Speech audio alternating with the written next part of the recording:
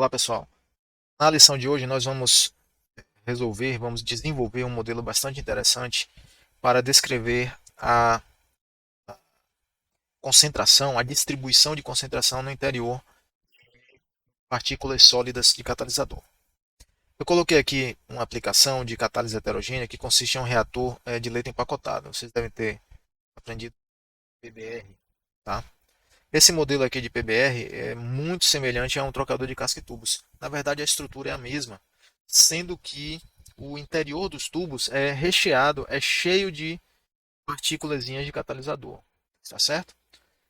Os reagentes, aqui no caso são metanol e vapor d'água, são inseridos aqui ó, na base, passam por dentro dos tubos, né, do feixe de tubos, ocorre a reação e forma-se hidrogênio que sai junto com não reagidos aqui pelo topo do reator, certo?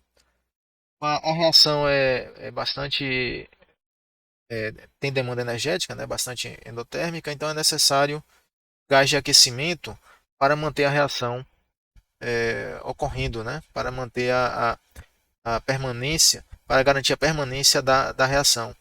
E esse gás de aquecimento circula no casco, inclusive com chicanas. Né? No casco existem chicanas para elevar a transferência de calor por convecção. Certo? Mas o importante, o nosso foco vai ser só a partículazinha de catalisador. Tá? Essa partículazinha que pode ter vários formatos. Algumas vezes o formato não é esférico, exatamente esférico, mas para efeitos de modelagem pode ser considerado uma esfera perfeita. Né? A partícula de catalisador não é exatamente uma esfera. Você vê que tem irregularidades, né? Ela possui irregularidades, porém, em termos médios, um modelo desenvolvido para uma esfera, nesse caso aqui, ele vai dar bons resultados. Claro que em geometrias mais complicadas, como essa aqui, ó, a hipótese de formato esférico introduzirá erros significativos. Tá? Aqui também seria problemático assumir catalisador com partícula esférica aqui. Né? A gente pode até desenvolver o equacionamento e tal, mas dificilmente ele vai validar. Ou você terá que aceitar, né, um desvio razoável, significativo, para poder usar um modelo com hipótese, com aproximação de esfera, né, para essas situações aqui. Mas aqui certamente funciona bem. Tá? Até quando a partícula, né, tem um formato mais elíptico, tipo um grão de feijão, um grão de arroz, a aproximação esférica funciona bastante bem. Ok? Então essa será a diferença do que temos feito até agora, porque para obter a concentração no interior de uma partícula, né, de catalisador, com um certo raio, tá?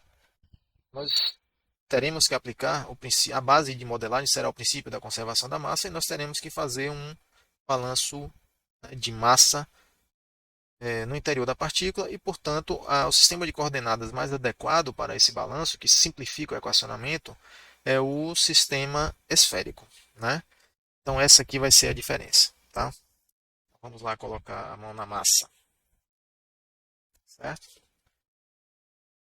Vamos começar com o nosso sistema reduzido, né? O modelo reduzido, que é uma representação já simplificada da realidade, tendo apenas as informações que são relevantes para a minha modelagem. Tranquilo?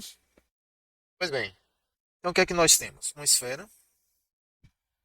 Tem uma esfera. Tá? Vou aproximar aí como uma esfera. Certo?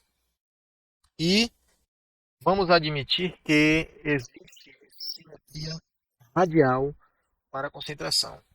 Então essa é uma primeira hipótese, tá certo? Então vamos admitir simetria radial. O que significa, pessoal? Significa que para qualquer raio que eu pegue aqui, ó, um raio R qualquer, tá? A concentração será a mesma ao longo de todo esse perímetro, toda essa circunferência do raio. Certo? Aqui tem uma concentração, aqui tem outra concentração, aqui tem outra. E não A concentração aqui tem um valor, aqui tem outro valor, aqui tem outro valor. Para o mesmo raio, se isso acontecer, não há simetria radial. Ok? Essa hipótese simplifica muito porque a descrição da concentração no interior da partícula será uma descrição unidimensional, tá ligado? CA de R. Se eu usar o sistema de coordenadas esférico para descrever para equacionar, né, para fazer esse modelo. Se eu usar o sistema de coordenadas cartesiano, por exemplo, mesmo com essa simetria radial, eu teria uma equação diferencial parcial em x, y, z e se for transiente em t. Olha aí o problema, tá? Mais difícil resolver essa equação diferencial do que uma equação diferencial CA de R, melhor dizendo, com derivadas em R, ou, se eu considerar um modelo transiente, CA de R em T, CA de R e T. Tá? Nesse modelo aqui eu teria uma equação diferencial com derivada em R e derivada em T apenas. Aqui eu teria derivadas em X, em Y, Z e T. Muito mais difícil de resolver, até numericamente mesmo. E analiticamente, muito difícil, né? Tá? Em uma situação geral, solução analítica aqui está fora de cogitação. Aqui já é complicada a solução analítica. Ok, então vamos ganhar espaço aqui. Vamos começar o trabalho.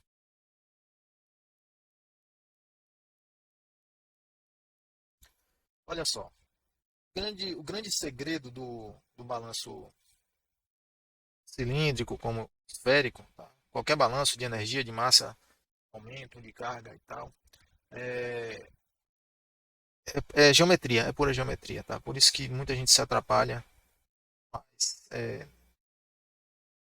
o tropeço é justamente na geometria, a pessoa não sabe. Vou pegar aqui um elemento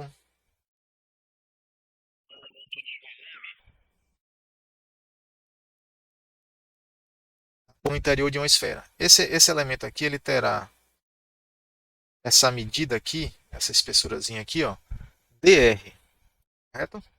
Ele está numa posição arbitrária R, tá?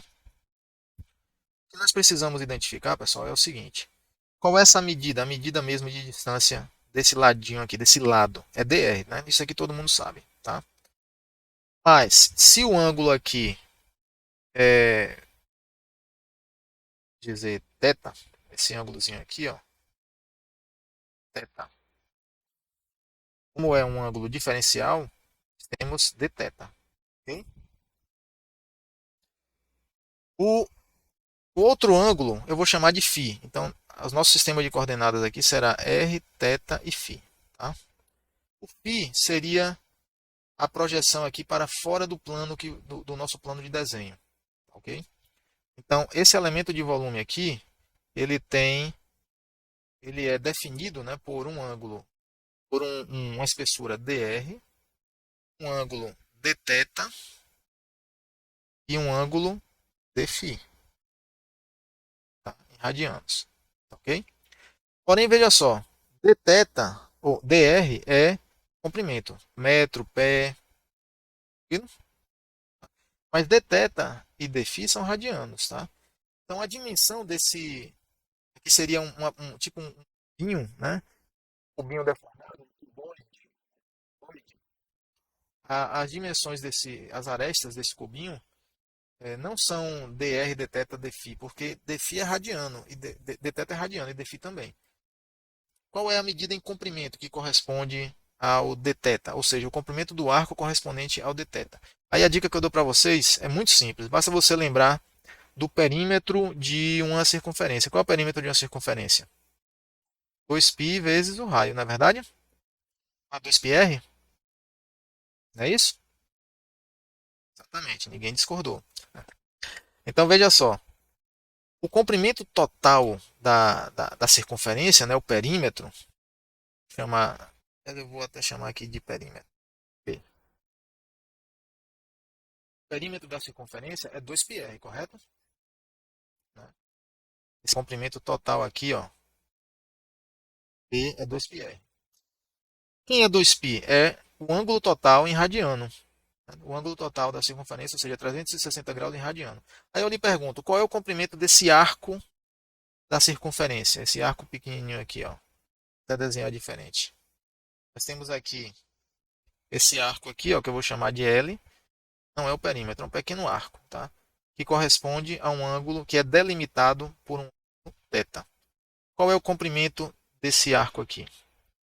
É simplesmente, pessoal, L igual a θr. É só isso. Ok?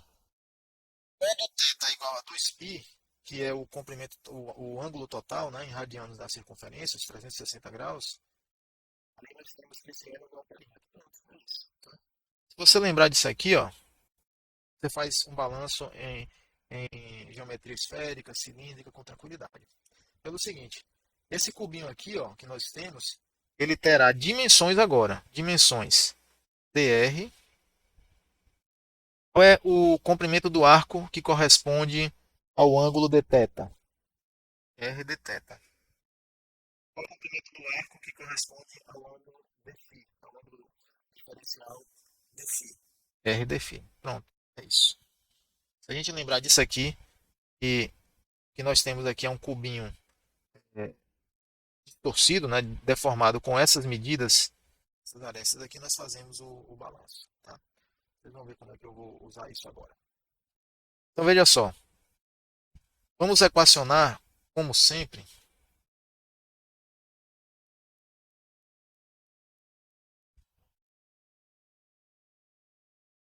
usando a equação verbal de balanço.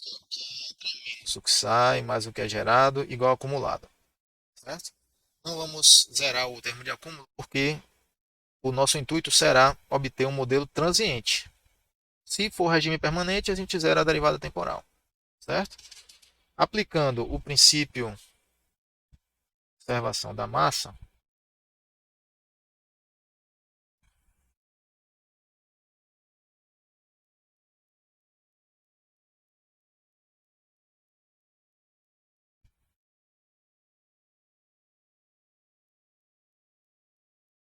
bem, qual será, pessoal, o termo de entrada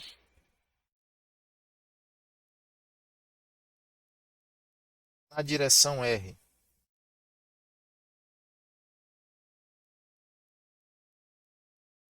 Será igual a NAR, que é o fluxo de massa na direção R, vezes R de θ, vezes R de φ. Ok? Vamos entender, né, isso aqui. Fluxo de massa na direção R será, né, dado, né, em que unidades? Quilograma. No caso aqui, fluxo, vamos usar o fluxo molar, tá certo? O fluxo molar, porque tem reação química, é mais conveniente devido à expressão das taxas, normalmente utilizar moles, né? Mols. Então aqui será mols por segundo metro quadrado. Tranquilo? Se eu multiplicar por área, nós obtemos mols por segundo. Que as unidades básicas aqui, ó, de cada um desses termos, será de taxa molar, mols por segundo, ok? Todos esses termos aí. Então, se eu multiplicar a taxa pela área da face do cubinho, que é essa face aqui, ó, essa face aqui, essa face tem área R de θ vezes R de φ. Olha o dθ aqui, dθ é esse ângulo, e o φ, de φ é o ângulo entrando no plano do desenho. Tá certo? O de φ é o ângulo entrando no plano do desenho. Então, R de φ é comprimento de arco correspondente a esse ângulo. Então, o que eu tenho aqui simplesmente é base vezes altura. Tranquilo? E aí nós obtemos, ó, NAR R2 de θ de φ. Tranquilo? Vou chamar de equação 1 essa. Okay? Qual é a saída na direção R?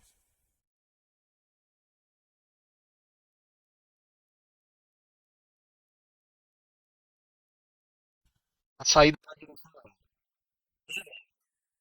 A posição, a entrada na direção R está em, vou botar para o nosso desenho aqui, ó. Se a espessura do volumezinho aqui de controle, tá? Essa espessurazinha aqui é dr, então essa posição aqui é a posição R, e essa posição aqui, ó, é R mais dr. Olha só, eu equacionei a entrada de massa de mols aqui na posição R, e eu preciso avaliar o valor dessa taxa molar na direção R mais dr. Série de Taylor truncada no primeiro termo para aproximar o valor da função na translação, não é isso? Então, o valor da função em R mais dr será igual à função em R mais df dr. É só isso. Tranquilo? E qual é a minha função? A minha função, pessoal, é tudo isso aqui, ó.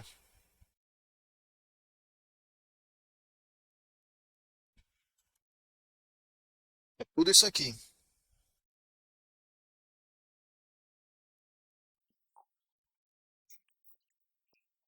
O que é que eu vou usar? Essa aqui. Tranquilo? Essa é a minha função. Então, eu vou repetir a função, calcular a derivada dela e multiplicar pelo dr. É só isso. Tá? Então, olha só. NA R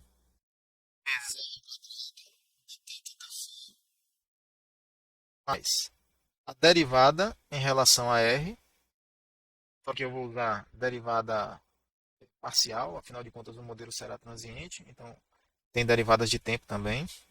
E aqui eu vou repetir, ó, NAR, R ao quadrado, dθ, dφ. E aqui vezes dr. Olha só. Está vendo? Qual vai ser o termo de geração? Geração. Geração nada mais do que a taxa, vamos dizer a taxa do componente A. Para o componente B, C, D, vai ser o mesmo equacionamento, tá certo? RDV. Por que RDV? A taxa normalmente é expressa como mols, taxa molar por volume, né? Então, mols tudo por metro cúbico. Eu obtenho que é a unidade básica da equação de balanço. Então, aí nós temos RADV, só temos que escrever o dV. Quem será o dV? dV é o volume de um cubo. Só que aqui no caso é um cuboide diferenciado. R d θ, que é uma aresta, R d φ, que é outra aresta, R d φ e dr. Tem aqui, ó, base vezes a altura vezes profundidade. Então isso aqui será igual, aqui embaixo, a taxa vezes o raio ao quadrado vezes dE, dθ, dφ, dr. Olha só. Tranquilo? Nosso resultado 3. Adiante. Termo de acúmulo. Qual será o termo de acúmulo? O termo de acúmulo será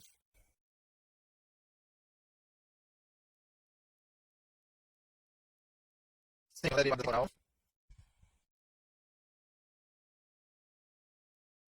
a coordenada espacial do conteúdo. Qual vai ser o conteúdo? O conteúdo nada mais é do que CAdV. Olha só. Porque CA, digamos, mols por metro cúbico, vezes dV, nós vamos ter mols. E aqui, ó, a derivada temporal insere segunda menos 1, e aí nós obtemos as equações, as unidades adequadas. Então, escrevendo aqui, ó, expandindo aqui esse dV, nós temos R2 quadrado dθ dφ dr. 4. Olha só. Aí, temos tudo pronto, pessoal. Combinando,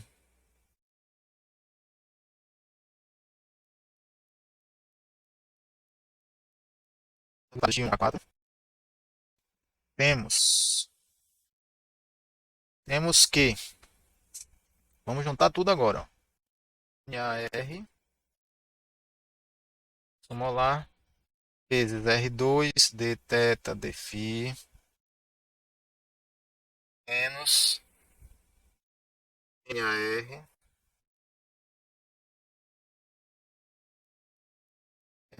d θ d φ, mais DDR, de A na direção R, vezes R ao quadrado, d θ d φ, dr, mais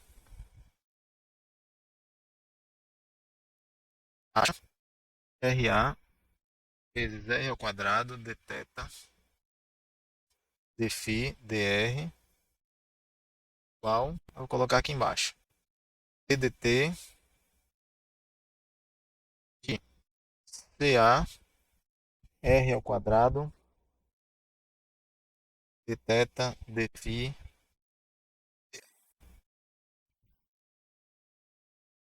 resultado 5.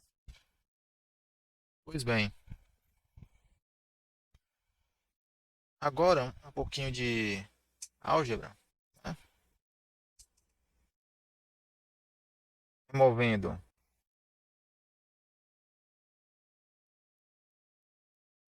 diferenciais, simplificando,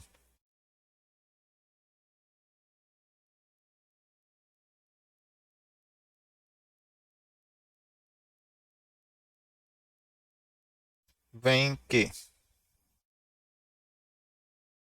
aí nós temos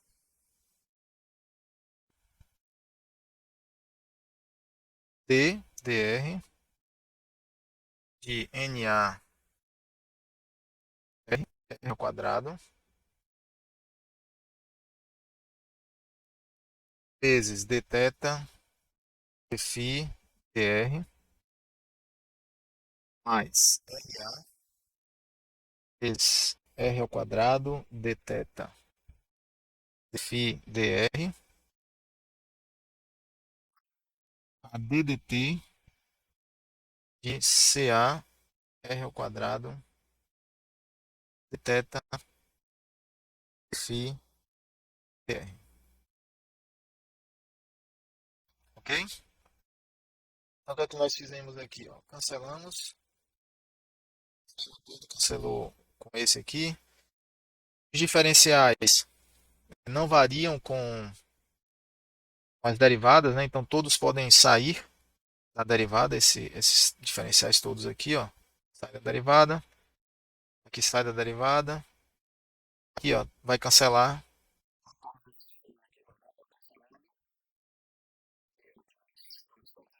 ó, por θ d φ dr, e isso aqui implica que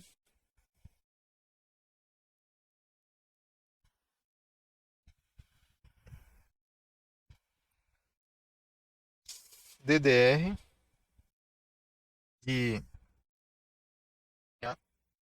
r vezes r ao quadrado mais taxa vezes r ao quadrado igual a ddt de CA ao quadrado. Resultado 6. Tranquilo? Agora veja, pessoal, esse Na é um fluxo difusivo. Portanto, ele pode ser obtido da lei de Fick, que é uma equação constitutiva, pode ser usada aqui. Tá? Usando a lei Fick,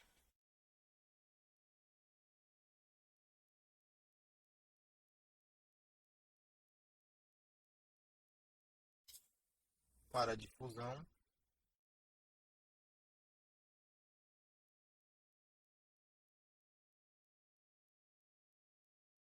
coordenadas esféricas,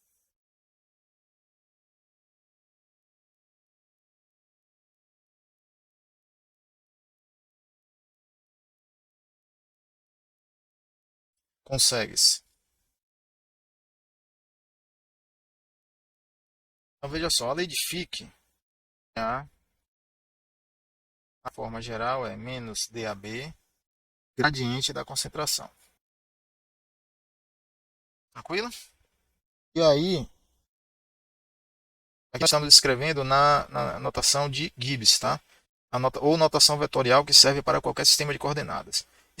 Expandindo aqui o operador gradiente, coordenadas cilíndricas, ele fica dCA dr sobre R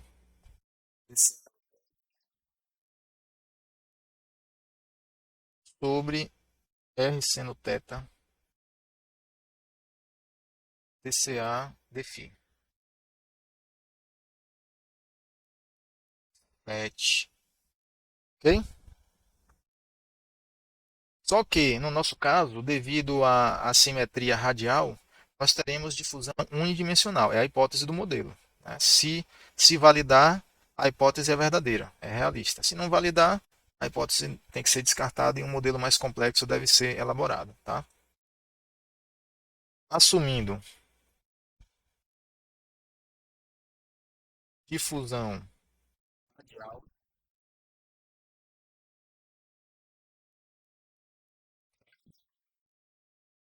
seja unidimensional,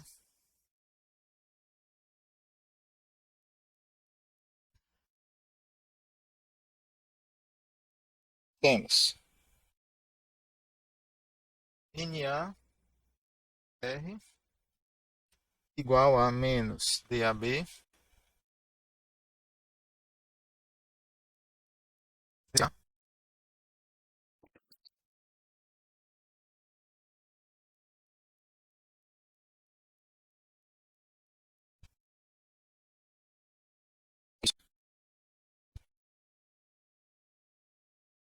ok? Resultado 8. E aí, pessoal, o que acontece? Substituição direta na equação diferencial, né? Substituindo 8 em 6, nós temos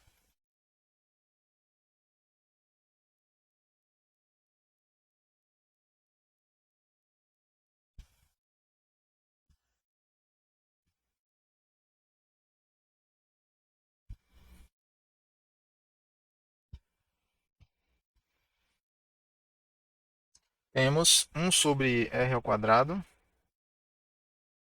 vezes ddr dAB dCA dr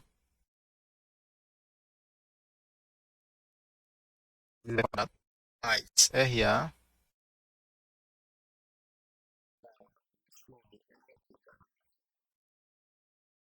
ddt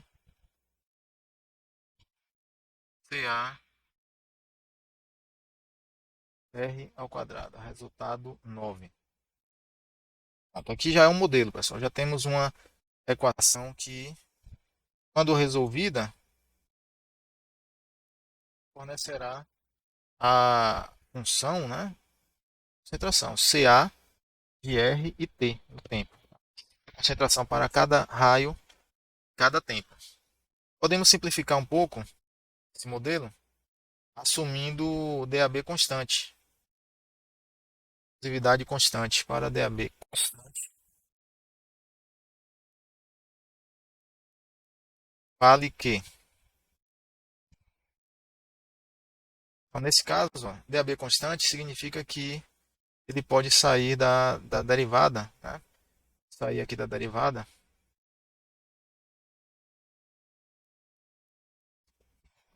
E aí nós ficamos com DAB dividido por R ao quadrado, DDR, R2, DCADR, mais RA, igual a zero. Nós podemos reescrever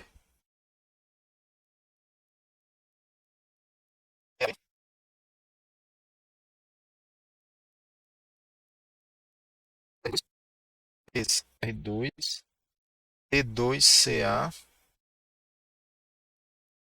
DR2, mais 2R, ECADR, mais RA igual a zero. E este é o modelo de concentração para DAB constante. Tranquilo? Então, resolvido com as condições de contorno na superfície externa da partícula e uma condição de simetria no centro, nós obtemos aí a concentração transiente no interior da partícula de catalisador, com essa equação. Ok? Até o próximo vídeo, um abraço.